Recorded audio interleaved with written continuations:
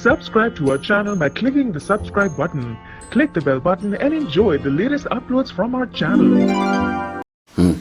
Hi friends, हाय HS community, स्वागत है आप सबका आपके अपने चैनल हंग्री स्पिरिट्स में। हंग्री स्पिरिट्स देख रहे सारे दर्शकों का मैं अंजू शर्मा दिल से स्वागत करती हूँ।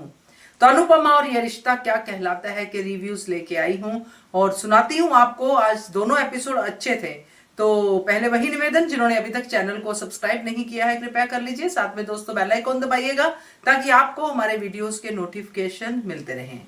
नमस्ते अंजू जी, नवन जी, ये अनुपमा के लिए। बाप रे बाप, ये मोटी भाभी कमाल है। इमोशनल मैनिपुलेशन किससे पीएचडी किए होंगे। She is a woman of emotional manipulation. कैसे किसी के दिल दुखाते दुखाते कब कितना अपना दिल दुख जाएगा उसको पता नहीं चलता उनको। ये इतनी सी बात क्यों नहीं समझ आता। ये कैटरिंग है थोड़ा ना, ये वेटर्स से ऐसे बोल दिया ये लोग। इनफैक्ट सब लड़की वालों या लड़के वाले ऐसे कुछ नहीं होते। दो परिवार मिलके मेहमानों को परोसा जाता है। ये अपना काम तेरा काम ऐसे नहीं होता। अगर कोई हमारा जो जुड़ने वाला है उनके परिवार के प्रॉब्लम को सॉल्व करने की कोशिश करो, तो आपके परिवार के प्रॉब्लम को मदद करने में सुलझाने में मदद करो। ये मुझे समझ में नहीं आता। ये कौन सा है। अपने ध्यान रखना क्या करना चाहिए। ये प्रेम, राही और बापूजी, ये अनुपमा माही की बारे वो थोड़ा चौकना रहे, थोड़ा ये संभाल के रहे, ऐसे होना चाहिए। और ये बाकी बेशरम कुत्ते के दुम जो भी नाम रखो, शब्दों को आपको कम ही पड़ जाएगा बाकी के बारे में बोलने के लिए। और अपनी बेटी को भी इतना गड़बड़ कर रही है, इतना घटिया काम कर रही है, उसकी जीवन बर्बाद कर रही है। अभी भी पीछे पड़ा हुआ है। अच्छा हुआ राजा ने उसने देखा नहीं, उसे देखा है, भाव नहीं दिया उसको। और तीसरी बात, और इसने क्या अनुपमा ने जवाब दिया, वे तो उम्मीद ही कर सकते हैं। आई मीन अगर हम अनुपमा के कैरेक्टर उनके गुण के बारे में जानते तो हम लोग चौंकाना नहीं होंगे। आई मीन गुण भी वो तो यही तो उम्मीद कर सकते हैं, क्योंकि बिकॉज वो ऐसे ही बदल जवाब देते हैं, अपनी तरीके से बात रखती है, शब्दों में रखती है, जिसे ढान के एक सम अदब से प्यार से एकदम शब्द फर्म, वो ऐसे रखते हैं जैसे सामने वाले को अंदर दिमाग के अंदर घुस जाता है। और फराक कोतारे भी क्या अपनी बेटी की शादी है, बेटी की मेहंदी है, वो अनुपमा जी क्यों नहीं है। वो कितना अभी सोच रहा है। और ये मोटी बात तो कमाल है, तेज आ रही जानबूझ के। उनको पता था कि वो करेगी, खुश करती है, सब कुछ करती है जानते हुए भी, क्योंकि वो पूरा ओपन बुक है, खुला हुआ पुस्तक है, ताकि वो उनके बारे में सब कुछ पता चल जाता है। खुला मन है। अब कोई कोई लोग ना दिल से बात करते हैं ना, तुमको पता चलता है उनका व्यवहार, उनका एटीट्यूड, उनका गुण सबको पता चल जाता है। मोटी बात उसी में फायदा होता है। जैसे मैं इमोशनल मैनिपुलेशन जानबूझकर शब्दों में शहर में डुबा डुबा के नीम के पत्ते पर निकाल देती है, ऐसे कर रही है। अनुपमा को पता है, तो फिर भी वो सह लेती है। जब उसको सब्र का बांध टूट जाता है ना, तो कुछ नहीं होगा। और गौतम जी को वाह भाई वाह, वैसे भी राही से थप्पड़ दे दिया है, अब प्रेम को भी उसको मिलेगा, प्रेम से भी मिलेगा। गौतम जी इतना बेशन है, घटिया कहीं का। और माँ ही तो कमाल है, सब कुछ जानते हुए उसको ऐसे उसने किया है, इसलिए मैं भी करती हूँ। रियली उसको मेहंदी इसने बिगाड़ा नहीं था, किसी ने उसको धक्का दिया था, तो ये जानबूझ के वही कर रही है। ये तो प्लान्ड है, राही का नहीं, प्लान नहीं था। जानते हुए भी, अंधेरों से प्यार करते हुए उसको कर रही है। उसको ये अपने भ्रम में ही रहना है, बस याद करके बदला लेना है। ये क्या है, पागल है। सबको देख रही है, सबको दिखाई दे रहा है ये, तो क्यों नहीं राही को पता नहीं चलेगा? राही को भी पता चलना चाहिए, राही को चौंकाना रहना चाहिए। सिर्फ अनुपमा राही से बताने सिर्फ सिर्फ फायदा उतना नहीं होगा। हाँ, बोलना जरूरी है, हम सोचते हैं, और किरदार को भी ऐसे सोचते हैं, शायद किरदार में ऐसा है कि कोई तो बड़ा कारण होगा, पर राही को भी चौंकाना रहना चाहिए। राही और प्रेम को पता है माही कैसी है, तो उन दोनों को भी चौंकाना रहना चाहिए। पर कई बार क्या होता है, ये अभी पता नहीं, कोई कोई लोगों को पता चलना चाहिए, कहते हैं वो अपने आप में वो एकदम घुटती रहती है, अपने आप को वो अपने आप पर सारा प्रेशर डाल देते हैं अपने आप पर, ताकि हम सब दिखाने, कोई किसी को नुकसान न पहुंचे, किसी को दुख नहीं होते, कोई को टेंशन नहीं होते, वो एंजॉय करो। वो शायद उसकी वजह से अनुपमा नहीं बोली होगी, पर राही और प्रेम को पता चल गया होगा वो कैसे है ये माही। और परी भी थी, परी को भी बोल सकती थी। वेल अभी क्या है कि गौतम के वैसे भी 2 थप्पड़ और खाएंगे, फिर तमाशा होगा, फिर प्रार्थना जरूर बोलेगी, देखते हैं। और अच्छा दिया था, मेहमान भगवान के समान है। उनका वो सौभाग्य, लड़की लड़के वो फैमिली मिलके, परिवार मिलके उसे अच्छे से करे, उनको मदद करे, उन्हें खाना परोसे, उन्हें ड्रिंक मतलब जूस या कोई भी हो, तो ये तो है हमेशा। आगे देखते हैं। नमस्ते Anju ji, Naveen sir and all my friends. Vasundhara, तुम सिर्फ दिल से अमीर हो, लेकिन अनुपमा संस्कारों से अमीर है। उसकी तुलना तुम लोग कभी नहीं कर पाओगी। अनुपमा को नीचा दिखाने जा रहे थे, खुद को ही आंखें झुकानी पड़ी। और वाह, सही कहा अनुपमा, अतिथि देवो भव, यही तो इंडिया में कहा जाता है ना। तो जब अतिथि भगवान है तो उन्हें खाना परोसने में क्या शर्म।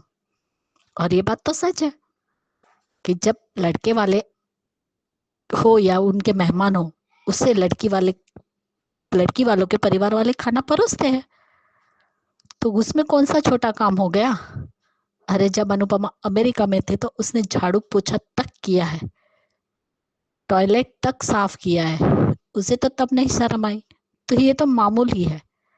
लेकिन तुम्हें लगा था कि तुम अनुपमा की बेइज्जती करोगी, लेकिन बेइज्जती का मुंह तो खुद तुम्हें देखना पड़ा वसुंधरा कोठारी। ये अनुपमा है, जब वो 5 पन्नों का भाषण देती है ना, तो सबकी बोलती बंद हो जाती है।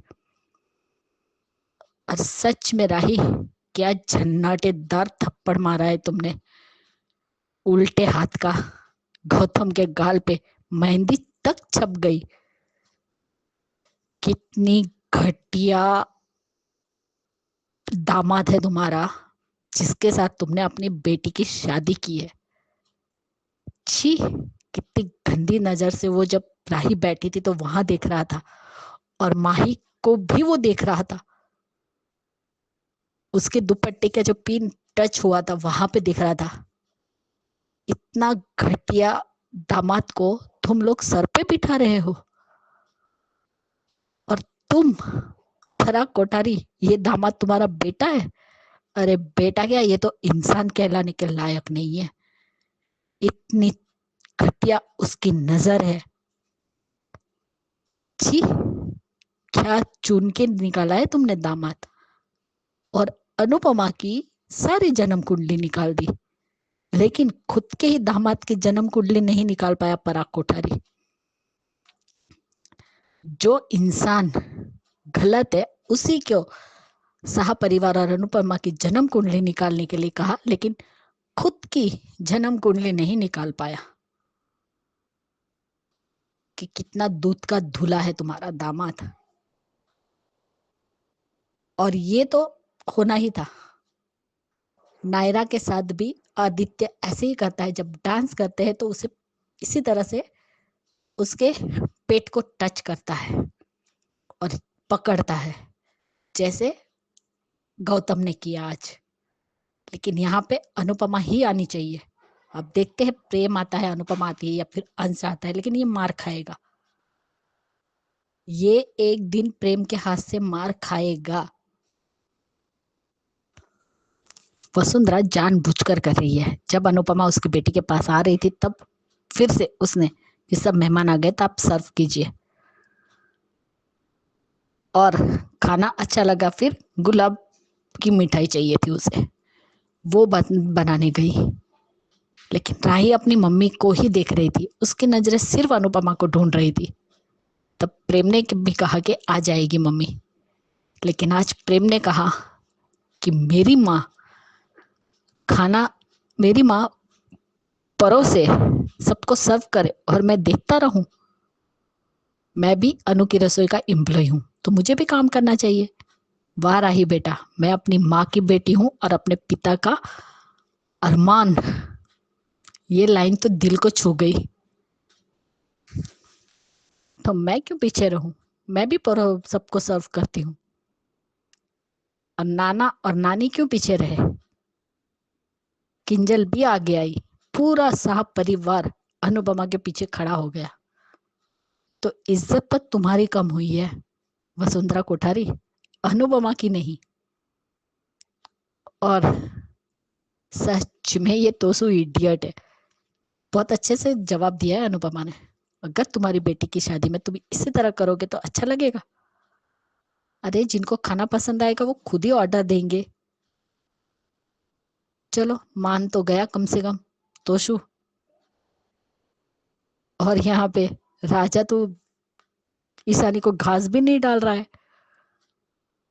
ना फोन का जवाब देता है, ना मैसेज का रिप्लाई दे रहा है। यहाँ तक कि मैसेज देखा तक नहीं उसने। लेकिन फिर भी पाखी क्या कर रही है कि नहीं, उसे कुछ भी करके पटाओ और अपनी तरफ लो। सच में ये माँ खिलाने के लायक नहीं है पाखी। प्रेम और राही वाला सीन भी अच्छा था कि मेहंदी का अगर रंग नहीं आया तो इसलिए वो हाथ को गर्म कर रही थी। जिस तरीके से प्रेम ने हाथों पे पैरों पे शायद तेल लगा के दिया, अच्छा था वो सीन भी।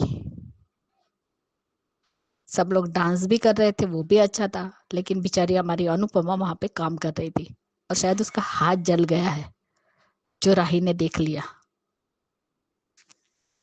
बिल्कुल सही कहा जानकी का कि आपने कि वसुंधरा सिर्फ अनुपमा को परेशान करना चाहती, इसलिए ये मिठाई वाला बात उसने कही है, ताकि अनु अपनी बेटी की कोई भी फंक्शन अच्छे से एंजॉय ना कर पाए। लेकिन प्रेम भी जबरदस्ती अनु को अपने पास लेकर आया और अपनी उसकी राही के पास बिठा दिया और कहा काम होता रहेगा, आप अपनी बेटी के साथ टाइम स्पेंड कीजिए, मैं देख लूंगा सब कुछ।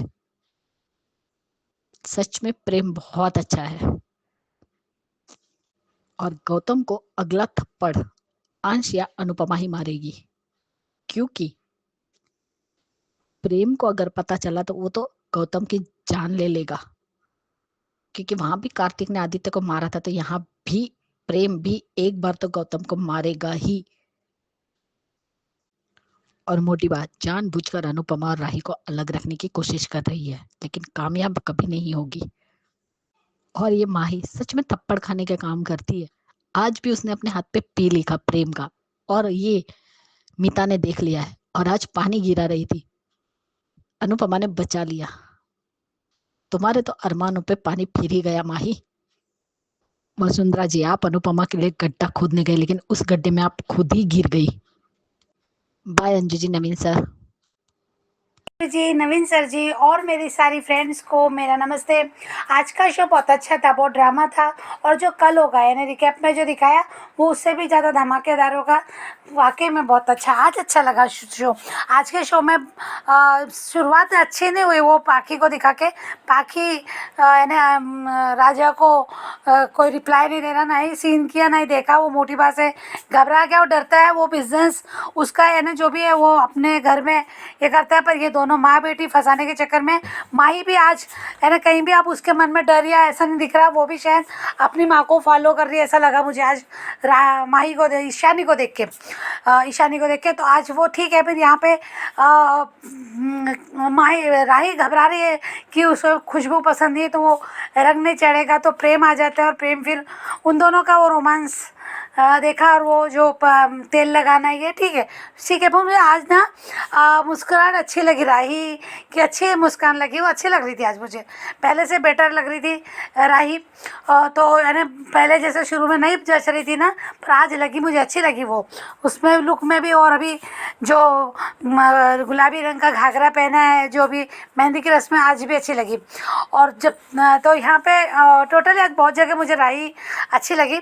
दूसरी बात है कि जैसे आज अनुपमा ने खाना बना के है ना जो उनको सर्दी बताया है, अभी संगीत की रस्म शुरू हो गई है और उन्होंने कहा बा ने कि आप मुहूर्त है 7 मिनट बाद मेहंदी का मुहूर्त है। परी कुछ बोले उसके पहले मेरे भी वही जला कि यार मेहंदी में कौन सी मुहूर्त होता है, कौन सा मुहूर्त होता है, यानी कौन सा टाइम ये शुभ अशुभ ऐसा होता है। मेहंदी का दिन पूरा है, कभी भी अपने हिसाब से अपनी सुविधा के हिसाब से मेहंदी लगा सकते हैं। तो यहाँ मुझे अजीब सा लगा, पर ठीक है परी ने बोल के दिखाया। उसके बाद अनुपमा को भी यानी सबका टेंशन, अभी मोटी बा को खाना टेस्ट करवाया। तो यहाँ पे मोटी बा ने खाना सब तो पसंद किया, खुश थी, बट उन्होंने अनुपमा को परेशान करने का ठान लिया। मुझे लगता है कहीं ना कहीं वो हर चीज़ में दूर रखना चाहती है अनुपमा को, इन सब रस्मों से, शायद ऐसा लगता है मुझे, क्योंकि उनको पता है कि अनुपमा हर रस्मों का यानी अपना ये करती है और अपना कुछ करती है, सब मुझे लग रहा। तो यहाँ उन्होंने उनको गुलाब की बर्फ़ी बनाने के लिए कह दिया। अब यहाँ अनुपमा बनाएगी इसलिए मुझे लग रहा है, क्योंकि यहाँ गुलाब की बर्फ़ी अनुपमा बनाए या उसका स्टॉप बनाए, क्या ही फ़र्क पड़ता है। बर्फ़ी तो बर्फ़ी है ना, और ऐसा कुछ नहीं है ना कि एक आधा अगर आइटम कोई दूसरा बना ले तो कुछ नहीं चलेगा। पर यहाँ मुझे लगता है अनुपमा को ही तंग करना है, वो हर रस्मों से अनुपमा को शायद दूर रखना चाहती है। तो यहाँ पे अनुपमा ने कहा कि ठीक है बना लेती। अनुपमा राई ने आके बोला कि मम्मी मेरे साथ बैठो, मेरे साथ रहो रस्म में। तो यहाँ अनुपमा भी चाहती है, पर अब उसको काम का उसने कहा कि मैं आ जाऊँगी। और बनाते बनाते अभी शुरू हो गया, डांस नाच गाना शुरू हो गया। अनुपमा आने की है, राई का पूरा ध्यान अनुपमा पे, पर अनुपमा पहुँचती तो है पर बा ने फिर से उन्हें रोक लिया। यही तो बार बार यही वजह लग रही है कि बा नहीं चाहती, मोटी बा नहीं चाहती कि अनुपमा फंक्शन अटेंड करे, वो शायद राही को दूर ही रखना, राही से दूर रखना चाहती है। और यही वजह बार बार ये सब जो दिखा रहे ना, यही वजह कहीं ना कहीं दोनों के बीच में गलतफहमी फिर से एक बार क्रिएट ना हो जाए। डर लग रहा है कि कहीं दोनों में फिर से कोई गलतफहमी ना हो जाए।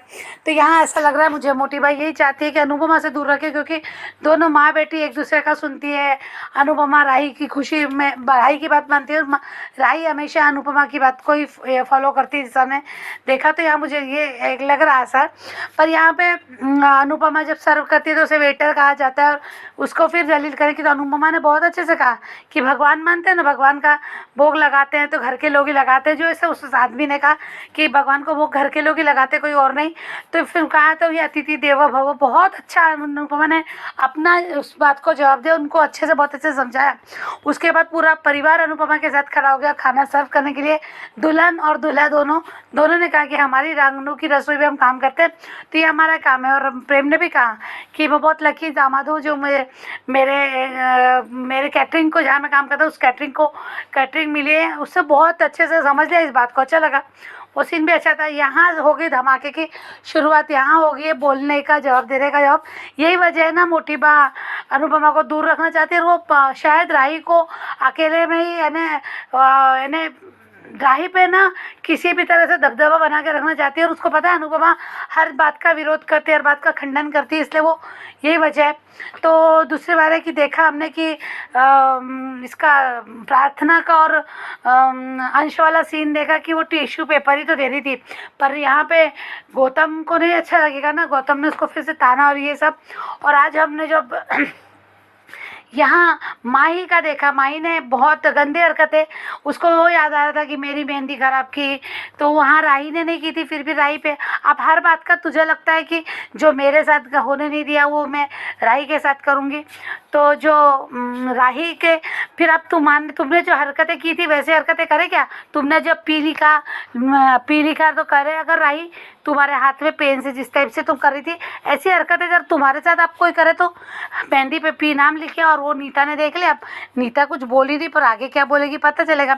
तो यहाँ देखते हैं क्या होता है। तो पर अभी जो रिकेप है, मैंने कहा था जैसा कि रिकेप उससे भी ज़्यादा धमाकेदार, बहुत अच्छा उल्टे हाथ का थप्पड़ मारा आज राही ने गौतम को। और मुझे लगता है दूसरा थप्पड़ प्रेम जा रहा है, पर प्रेम का नहीं जाएगा, प्रेम को पता नहीं चलेगा। नहीं तो प्रेम इस अपनी राही को कोई छेड़े तो वो उसको ऐसी जाने ना, जान ना ले ले, वो तो बहुत मारता, सबके सामने मारता। पर यहाँ मुझे लगता है कि उसके बाद जो सीन होगा, यानी जो वो इन्वेस्टर वाली बात होगी, तो गौतम अपने नंबर बनाने के लिए पहले तो इन लोगों से माफ़ी वाफ़ी मांग लेगा, गलती होगी ये वो जो भी कह देगा, पर यहाँ वो अपने नंबर बढ़ाने के लिए जो अपने पे इल्ज़ाम ले लेगा कि मैंने कहा, ये सब पराग के मन में नंबर बढ़ाने के लिए, इसलिए शायद राही उस समय ना बोल पाए या कुछ ऐसा। तो मुझे लगता है कि प्रेम तक नहीं, यहाँ अंश मारेगा या फिर अनुपमा, यहाँ ये ज़रूर होगा। या फिर अनुपमा राही बताना चाहेगी और अनुपमा मना करेगी कि परिवार है, शादी है, अब इसने माफ़ी एक मौका देता है, ऐसा कुछ तो होगा माँ बेटी के बीच में, ऐसा मुझे लगा। ये बहुत लग रहा है ऐसा कि इस टाइप से कुछ हो सकता है, पर देखते हैं आगे। Thank you so much Anjali, thank you so much Naveen. Good morning Anju ji, Naveen sir और मलयाली फ्रेंड को गुड मॉर्निंग। सुबह का मेरा प्यार व नमस्ते। आज के अवसर अच्छा था। अब पाकी जैसे माँ और बेटी बहू किसी को ना मिले, इतनी डेंजर है। और दोनों मेहंदी का सेरेमनी अच्छा होता है तो राही बोलते मम्मी आप भी रहो, लेकिन मुझे कुछ काम है। मोटी बा बोला गुलाब का मैंने पेड़ा बनाना है, तो गया था गुलाब का पेड़ा बनाने के लिए। लेकिन चारों तरफ देखती है अनुपमा जी, फिर पेड़े बनते हैं, लेकिन सब लोग नाश्ता गाश्ता सब कुछ करते हैं, सब कुछ सर्वे करते हैं। ठीक है, हर माँ के ख्वाहिश होता है अपने बेटी के हर फंक्शन में अटेंड होना। अब मिडिल क्लास आदमी लोग को उतना नसीब नहीं होता है। मैं भी अपने बेटी के शादी सेरेमनी, मेहंदी हल्दी कुछ भी नहीं देखा, शादी तक बिना देखा नहीं है। आज मुझे बहुत दुख आया। जिस बेटी के लिए हम बचपन से तड़पते, शादी के ये करूँगी वो करूँगी सब कुछ करते हैं, लेकिन शादी नहीं देख पाती हूँ, बहुत दुख होता है पापा। क्यों मैं विधवा हूँ, इसीलिए हम लोग मंडप के पास जाना भी, हम साउथ इंडियन मंदिर के पास जाना ही नहीं चाहिए। ऐसे ही हालत है हमारा। उस दिन मैं बहुत रोई थी, मेरे बेटी की शादी मैं देख नहीं पाई। फिर दोनों को मेहंदी लगाया, तो वो तो नाटकबाजी है। ठीक जवाब दिया अनुपमा ने, जब तुम्हारी बेटी की शादी होगा ना तुम ऐसे ही करो। तब मुँह चुप हो गया। फिर उधर से सबको सर्विस करते, तो हम लोग आज तक किसी को नहीं देखा मैंने इतने कोठारी खानदान की, मैंने एक कैटरिंग के बेटी से शादी करते रहे। बड़ा हो छोटा हो सब लोग छोटे से घर से जाते हैं बड़े घर पर, जो आते हैं बड़े घर से छोटा घर आता है। ये मैटर नहीं है, आदमी लोग को सोच मैटर है। आज भी बड़ा ऊंच नीच सब कुछ देखते हैं। फिर उधर से आया, फिर सब कुछ से अनुपमा सर्विस के मैं केटर मम्मी मैं एक माँ हूँ, मैं सबको सर्विस करती हूँ, सबको सर्विस करूँगा मैं अपने, सबको मोटिवा, बाबूजी, अर्ज और किंजल सब लोग आया, सबको सर्विस करने दे। माही तो के अलग खिचड़ी पकाती है। ये तो इस बार अनुपमा उसको एक नागिन को पाला है। सौतन के बेटी को अपने बेटी का दर्जा देकर बहुत गलत किया है उसको ना। उस जैसे तो उसने सही किया था, उसको हॉस्टल में भेज देता वही अच्छा होता, अनाथ आश्रम में भेज देता। उसको सब कुछ मिला है ना, इसीलिए उसको पता नहीं चलता है। मेहंदी में पानी डालने चलाया, अनुपमा वहां पर रोक दिया, अच्छा किया। फिर ये गौतम तो नालायक है, कल देखेगा गौतम क्या करेगा क्या नहीं। माय डियर अंजू जी, आपको मेरे सुबह में प्यार भरा नमस्ते। माय डियर ख्याति जी, आपको मैं मैसेज नहीं कर पाती हूँ, मैं कुछ देख नहीं पाती हूँ, इतना मेरे माथा चक्कर आता है। कल एक सीरियल देखती हूँ फिर बंद सो जाती हूँ। आपको एक जादू से जब भी और लव एक्स टाइटक्स, माय डियर, आप अपना भी ध्यान रखिए, मैं भी अपना ध्यान रखती हूँ। माय डियर सिस्टर राधिका, आपके लिए एक जादू से जब भी, आपका हमेशा मेरा आशीर्वाद है, बड़ी बहन के जैसे, बड़ी बहन की तरफ से एक माँ, बड़ी बहन एक माँ जैसे होती है। आप हमेशा मेरे आशीर्वाद रहेगा, आप अपने सदा आप हमेशा खुश रहे, आप जो भी चाहे स्वस्थ रहे। ख्याति जी आप भी अपना ध्यान रखिए, क्यों मैं ये सब झेल चुका हूँ। आप अपना पूरा ध्यान रखिए, टाइम पर मेडिसिन लीजिए। वहाँ पर कमेंट नहीं कर पाई थी, कभी मुझे कुछ दिखाई नहीं देता है।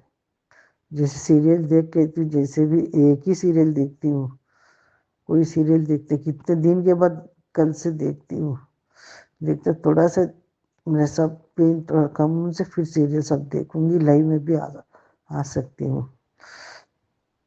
ऑल माय लेडी फ्रेंड को गुड मॉर्निंग, मेरे सुबह के सबके लिए थैंक यू। आज के लिए सिर्फ इतना सही है। हेलो अंजू जी, नमस्ते, और सभी को मेरा प्यार भरा नमस्ते। आज का एपिसोड देखा, अच्छा था। इसको राही को ये टेंशन है कि मेरा मेहंदी का रंग गाढ़ा होगा कि नहीं होगा।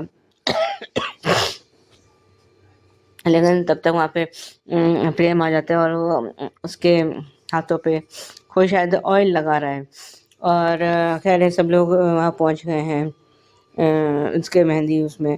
और ये पाखी, बाप रे बाप, क्या औरत है ये। तो हम पहले भी कह चुके हैं कि औरत के नाम पर ये धब्बा है, कलंक है, और उससे भी ज़्यादा तो बदनुमा दाग है भाई। सच में ये तो, इसने तो सारी लिमिट्स ही क्रॉस कर दी हैं।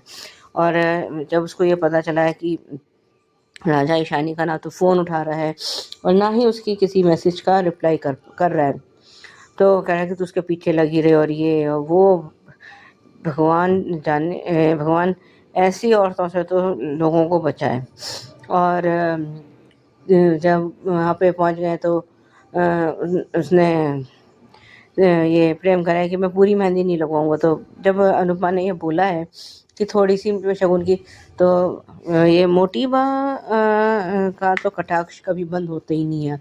तो उसने राही को बोला है कि तुमने लहंगा क्यों पहना है, और ये जीन्स, और उसमें मतलब ताना देने में ये चूकती नहीं है।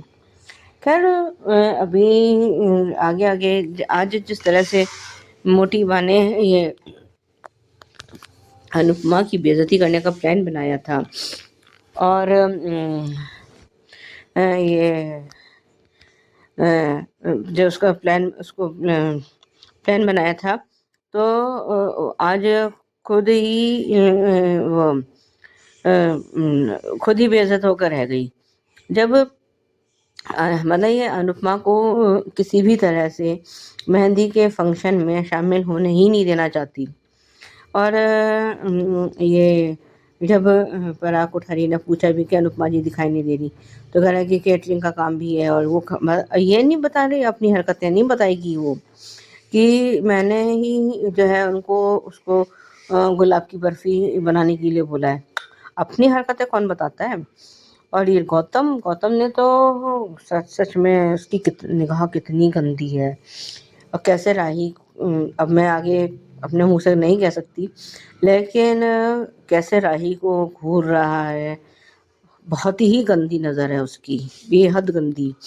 और ये जब वहाँ पे सब अनुपमा वहाँ पहुँच गई है, उसका हाथ भी थोड़ा जल गया है या कट गया है, जो भी हुआ है उसके हाथ में, तो वो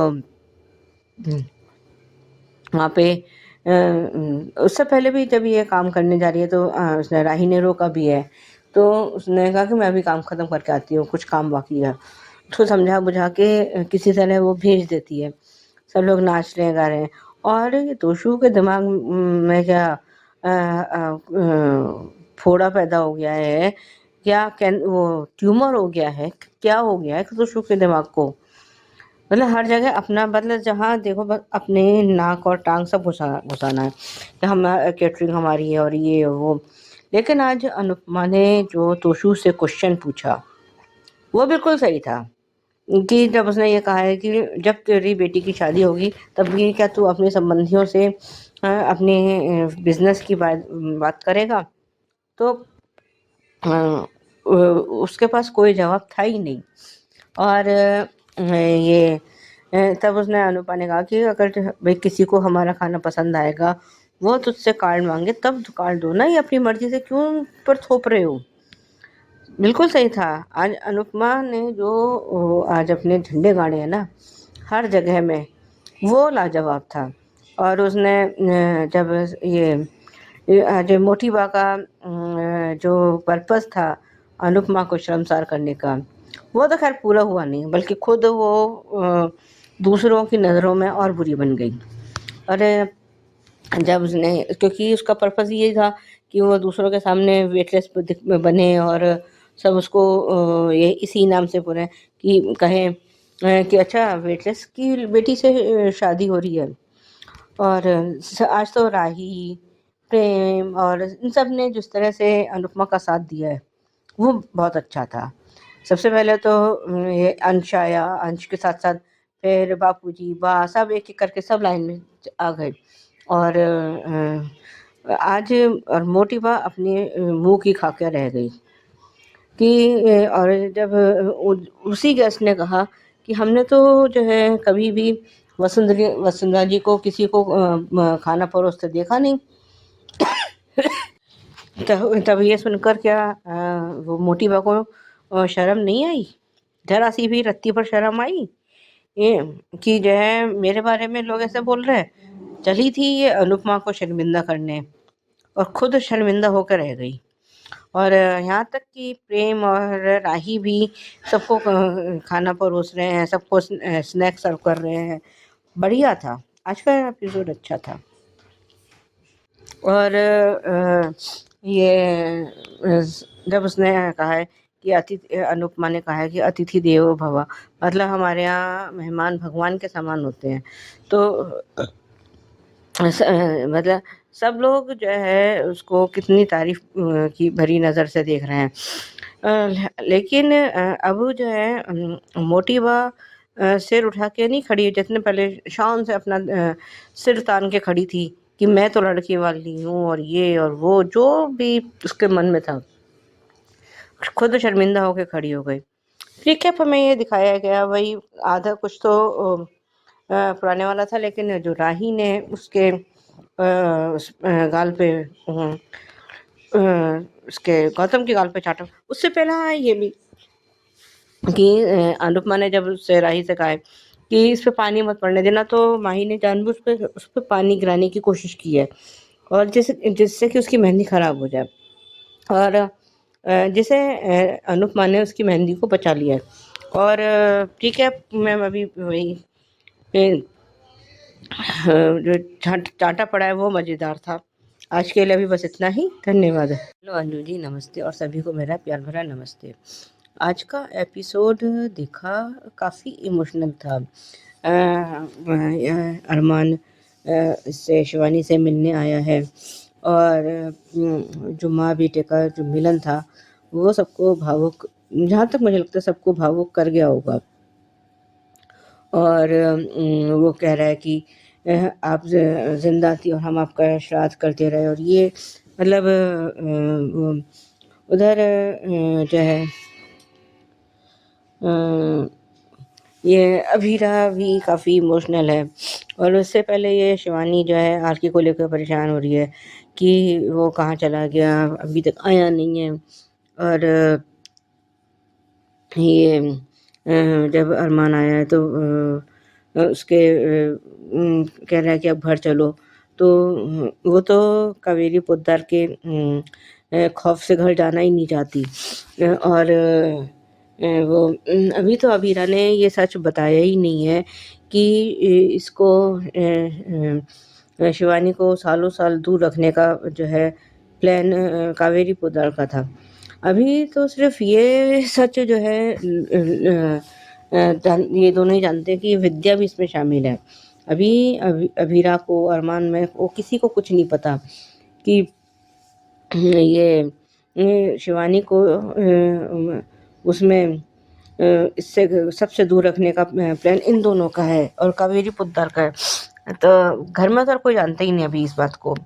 और जब अरमान बहुत उसको वो कहता है, बहुत उससे विनती करता है शिवानी से कि माँ घर चलो, मैं चाहता हूँ कि आप अपने हक के साथ अपने घर में रहो, तो शिवानी मान जाती है।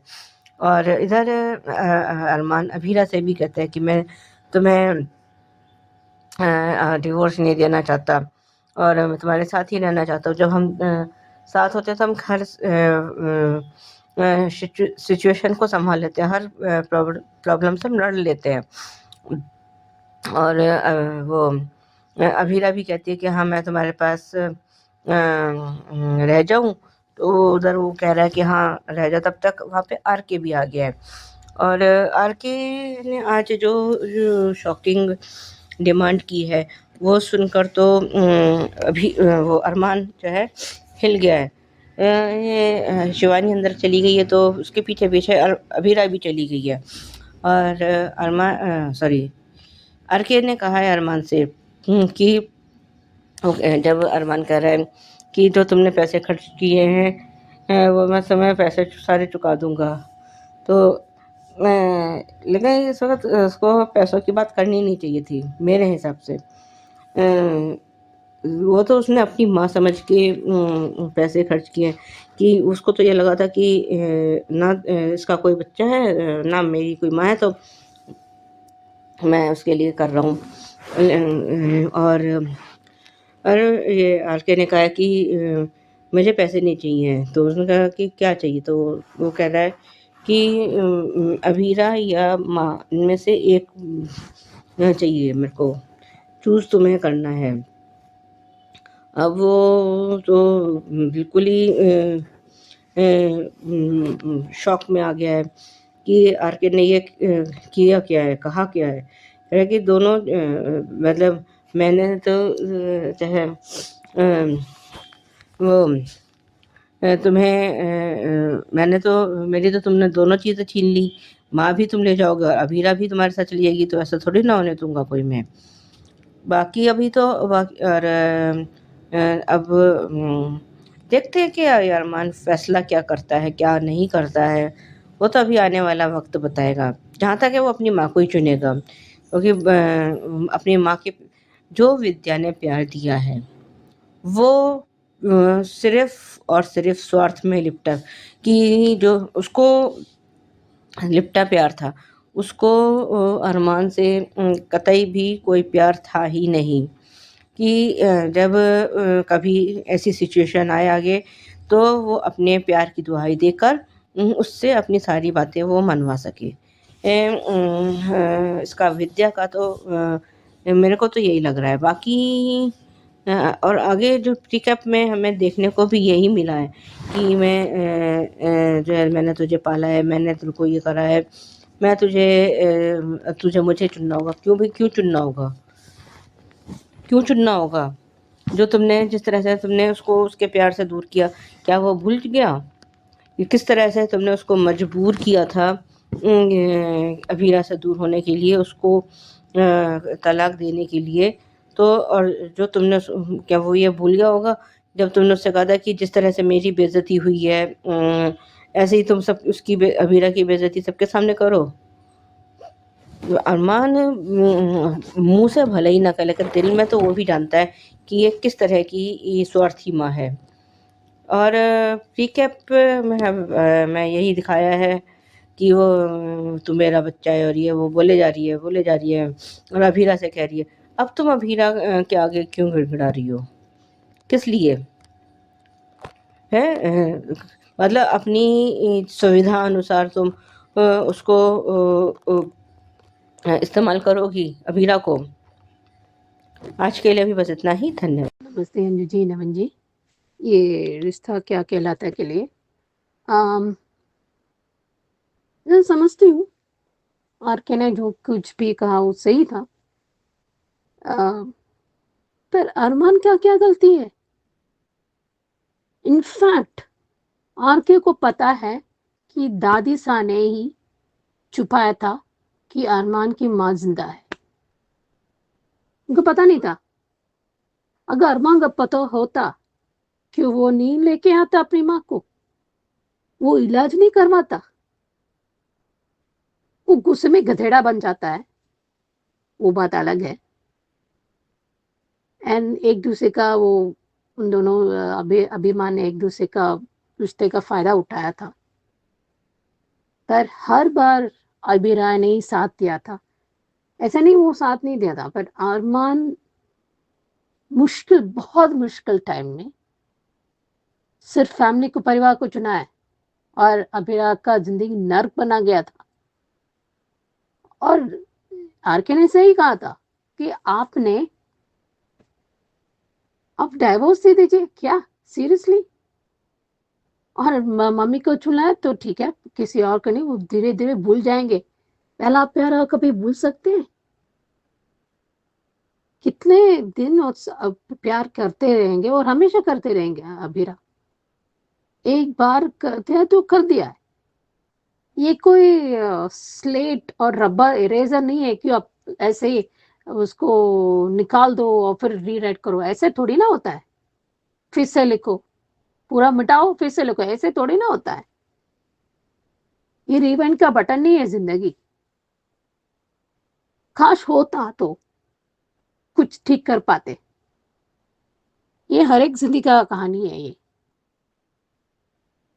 पर ऐसे तो कहेगा, पर अबीरा ने फुल स्टॉप, देखो मैं तेरी दोस्त हूँ, हमेशा रहूंगी, ये मम्मी आप दोनों का है, तो आप दोनों चलो डाइवोर्स दे दो। Really seriously?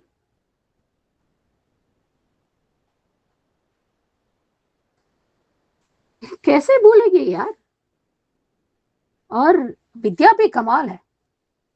वो प्रीकैप में क्या दिखा रही थी कि तेरे वास्ते तेरे बात सुनता है तो इसलिए मैं कैसे चुनूं तुम्हें इतना मतलब 48 घंटा या 24 घंटा लूंगी मैं तो। आप सर को रे क्या टॉफी है, मुझे ये टॉफी पसंद नहीं है तो मैं ये ले लूंगा। ये क्या है? ये कितना इमोशनल मैन। ये तो दादी सा का असिस्टेंट लगती है। ये मोटी गा भी ये वो होता है ना पियारो, वो जैसे दिखते हैं ये विद्या जी। कमाल है ये लोग। कितने इमोशनल मैनिपुलेशन करेंगे यार इतना, और कितना करेगा वो। देखते हैं आगे क्या होता है। पर ये भांडा फोड़ना चाहिए और माधव जी उसको मानने जाने दो, just because Vidya doesn't deserve anything anymore. छीनना चाहिए थी ना, दिमाग खराब कर दिया, उसकी जिंदगी खराब कर दिया था, सबका रोज का भी खराब कर दिया, सबका भी। अभी देखो रूही को पता चला कि बहुत गलत हुआ है अरमान रोहित के साथ और माधव जी के साथ, सारे जो भी जुड़ा हुआ इंसान। सिर्फ क्रिमिनल एक्टिविटी पता था पूरे वक्त। मैं समझती हूँ अगर थोड़ा अच्छा कर्म करे होंगे तो सब ठीक, तो कुछ हद तक ठीक होता। अभी देखते हैं। नमस्ते Anju ji, Naveen sir and all my friends. सच में बहुत इमोशनल सीन था। शिवानी ने लाइट बंद की और कहा पता नहीं ये लड़का कहाँ चला गया। तब वो पलटती है और वहां पीछे में अरमान रहता है, तो वो देखती है कौन आया। और जब खुद के बेटे को देखती है, वो जो इशारा करती कि इतना सा मेरा बेटा इतना बड़ा हो गया। सच में एक माँ अपने बेटे को इतने साल बाद देख रही है और उसकी आंखों में आंसू भी है और प्यार भी लुटा रही है अपने बच्चे पर। बहुत इमोशनल सीन था। उसने पैर भी छुए अपनी माँ के और गले भी लगा। जब शिवानी ने कहा मेरा आरू, सच में ये होती है माँ जो अपने बच्चे से दूर रहकर भी आरू नाम नहीं भूली। पहले चेहरा नहीं पता था उसे। वो खुद के बेटे को सब कुछ भूल गई लेकिन अपने बच्चे का नाम नहीं भूल पाई। इसे ये ममता है। और वहां पे विद्या जो सिर्फ एक ममता के नाम पे धब्बा है, सिर्फ स्वार्थी है, अपनी ममता की कीमत वसूलना जानती है। खुद को यशोदा कहती है, लेकिन यशोदा क्या, तुम तो देवकी बनने के भी लायक नहीं हो। क्योंकि देवकी और यशोदा का अगर तुमसे नाम जोड़ा जाए ना, तो सच में उनको उनकी बेइज्जती है। तुम तो माँ कहलाने के भी लायक नहीं हो। तो देवकी और यशोदा तो बहुत दूर की बात है। देवकी और यशोदा ये है शिवानी, जिसे पता नहीं था कि आरके उसका बेटा नहीं है, लेकिन आरके ने कान्हा की तरह अपनी यशोदा माँ को संभाला। सही कहा अरमान कि आप मुझे डांटिए, मुझे पता भी नहीं था एक बेटे ने इतनी देर लगा दी। सही कहा शिवानी, वक्त का काम है बीतना, वो तो चलता रहेगा। वक्त का कोई मुकाबला नहीं कर सकता, लेकिन जिस वक्त तुम माँ बेटे मिले हो वही वक्त स्पेशल है माँ बेटे के लिए। ये तुम माँ बेटे का वक्त है। सही कहा कि ये हमारा वक्त है शिवानी ने। अरमान, जो हक तुम अपनी माँ को दिलाना चाहते हो ना, वो कावेरी पोद्दार के रहते वो हक तो तुम्हारी माँ को कभी नहीं मिलेगा। लेकर तो जा रहे हो, लेकिन वहां सिर्फ बेइज्जती मिलेगी और कुछ नहीं। अरमान अबीरा बिल्कुल सही कह रही कि क्या सच में उस घर में उसे वो हक मिलेगा? वहां पे कावेरी पोद्दार है, विद्या है, लेकिन अरमान भी अब नहीं मान रहा है कि क्या मैं अपनी माँ को अब छोड़ दूं? उन्हें प्रॉपर ट्रीटमेंट, मेडिकल ट्रीटमेंट की जरूरत है। अरमान अबीरा सही कह रही, अगर उस वक्त कावेरी पोद्दार ने तुम्हारी माँ को नहीं अपनाया तो अब कहां से जाकर अपनाएगी? अब भी वो उसे नहीं अपनाएगी। आज अबीरा ने अरमान से जो कुछ भी कहा ना, वो एक एक बात सच थी कि पोद्दार हाउस में कभी भी शिवानी को नहीं अपनाएंगे अरमान। और अभी तो तुम्हें पता ही नहीं है कि ये जो कुछ भी हुआ उसमें सबसे बड़ी मास्टरमाइंड कावेरी पोद्दार और विद्या दोनों ही है। अरमान, डर से नहीं, हक से लेकर जा रहे हो अपनी माँ को। तो उनका हक भी दिलाना। अबीरा परेशान है क्योंकि वो जानती है, उसे सच पता है, लेकिन वो अरमान को भी नहीं बता सकती। कैसे बताए? क्योंकि वो दादी साहब को भी मानता है और विद्या को भी मानता है, और ये सच अगर वो बता देगी तो वो पूरी तरह टूट जाएगा। चलो शिवानी भी जाने के लिए राजी हो गई। हाँ अरमान, तुम और अबीरा अगर साथ हो तो हर मुश्किल आसान हो जाती है। लो रिमाइंडर भी आ गया, कल उनकी डाइवोर्स की डेट आ गई, लेकिन आज अरमान ने कह ही दिया कि मैं आज क्या कल क्या कभी भी तुमसे अलग नहीं होना चाहता। तो अब ये दोनों डाइवोर्स नहीं लेंगे, अब हमारे अभिमान मिलकर लड़ेंगे भी और जीतेंगे भी। बिल्कुल नहीं है इम्पॉसिबल अरमान, तुम दोनों साथ रह सकते हो। अरमान, सही कहा तुमने कि तुम्हारे लाइफ के दो इम्पोर्टेंट इंसान है, अबीरा और तुम्हारी माँ, और यही तुम्हारा परिवार है, हैप्पी परिवार तुम तीनों का। खड़ूसमान, हमारी अबीरा तो चाहती ही नहीं थी, वो डाइवोर्स लेना चाहती ही नहीं थी, लेकिन तुम ही अपनी नफरत के आग में जल रहे थे। चलो, देर आए दुरुस्त आए, सुबह का भूला शाम को लौट आया तो उसे भूला नहीं कहते। सही कहा, दोनों एक दूसरे के साथ रह जाओ, ठीक है? अब अलग बिल्कुल मत होना। क्यारा सच में बच्ची है, नादान है, वो कैसे हैंडल करेगी इस रिश्ते को पता नहीं। और तुम अबीर, तुम्हारे दिल में आज भी चारू है, तुम सच में क्यारा के साथ न्याय कर पाओगे? अरमान ने आरके को गले लगाया और उसे थैंक यू कहा कि एक बेटा अपनी माँ का सहारा बनता है, लेकिन तुम मेरी माँ का सहारा बने। उसके लिए उसने थैंक यू भी कहा, लेकिन आरके तुम गलत हो। आरके ने जो किया बिल्कुल अच्छा किया। अरमान आरके को सब खर्चे देना चाहता है, मेडिकल हो, उसने उसकी माँ का ध्यान रखा, उसके लिए भी शुक्रिया अदा किया। लेकिन आरके तुम क्या कर रहे हो? तुम अभी रही माँ को मांग रहे हो, लेकिन बाद में तुम ही उन दोनों को मिलाओगे भी। और वो डाइवोर्स क्यों दे अबीरा को? वो दोनों एक दूसरे से प्यार करते हैं, वो तुमसे प्यार नहीं करती कि आज नहीं तो कल हो जाएगा प्यार। प्यार है, कोई सामान नहीं है जो आज उसका और कल तुम्हारा। कल का एपिसोड देखेंगे फिर बोलेंगे, कल तो धमाका ही धमाका है। अब विद्या किस लिए अबीरा से गिड़गिड़ा रही है?